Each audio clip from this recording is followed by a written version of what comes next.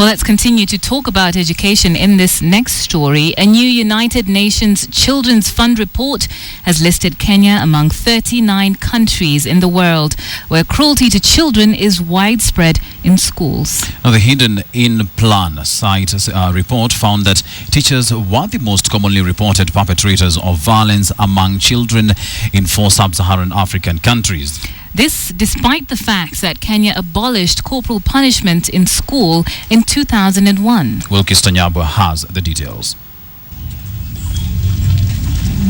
To spare the rod or subject children to corporal punishment, it is a dilemma parents continue to face. Yet, as a report shows, in Kenya, many still choose the cane over other forms of punishment.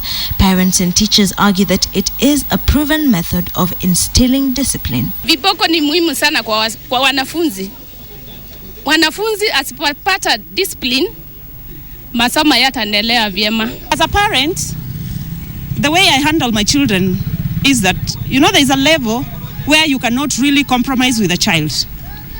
We are Africans. These things called kiboko has to be there.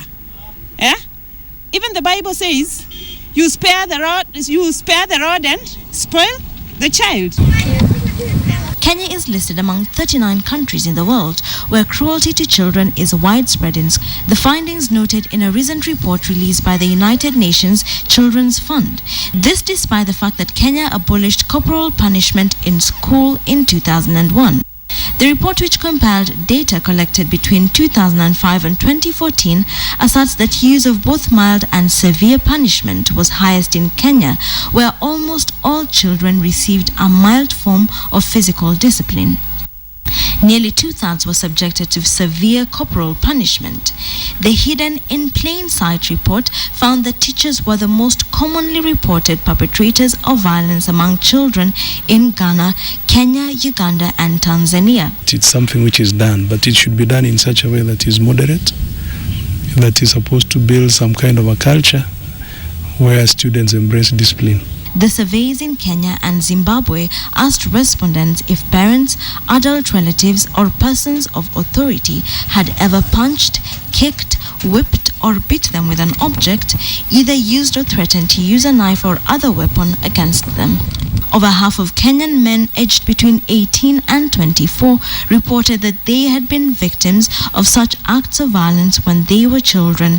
The report found that at least 1 billion children across the world regularly undergo corporal punishment.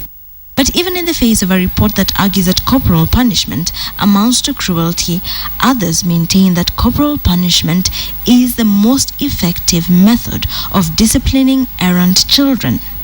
Wilkis Tanyabwa, KTN.